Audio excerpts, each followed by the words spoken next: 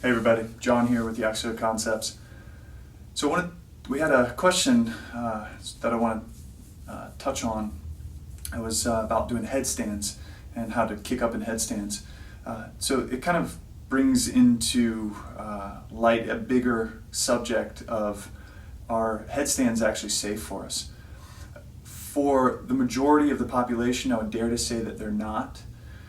If you look at the structure of the body in the spinal column, the top part of that spinal column, the cervical vertebrae at the neck and the base of the skull, are very small, and they're supposed to be, because they're not carrying a whole lot of weight, and they're carrying the head, which is for most people about 10 pounds or so. Now, when I flip myself upside down and put my entire body on that little structure, right, those bones, it's very compromising for most people. So in our studios, in Hot House Yoga Studios, we don't do headstands for this reason. We also don't do shoulder stands or plows.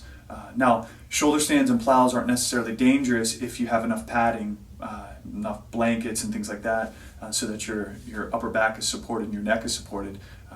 But it's difficult to do in studio settings, so we don't do it for people's safety. So how do you know if a headstand's safe for you or not? Depends on the structure of your neck. It depends on your ability to be able to stand tall, your patterns in your body, your deep patterns in your body, whether you walk around with a forward head tilt, your ability to stand with a very aligned neck, and then the musculature of your upper body. There are safer headstands that you can do where you're placing a lot of the weight into your forearms and not putting much weight on the top of the head.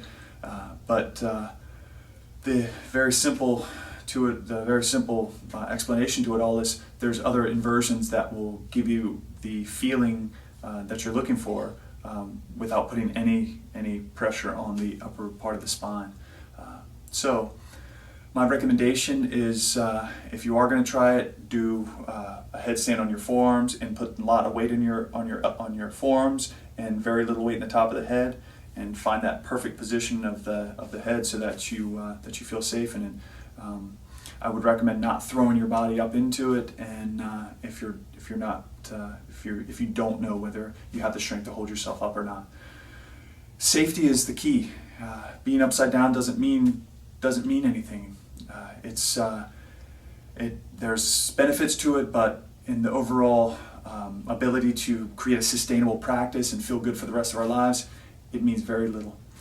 There's other ways of going upside down that'll keep your body safe. So that's my 2 cents in it. Keep practicing. I hope that helps, and we'll see you in the next Insight video. Thanks, everybody. Namaste.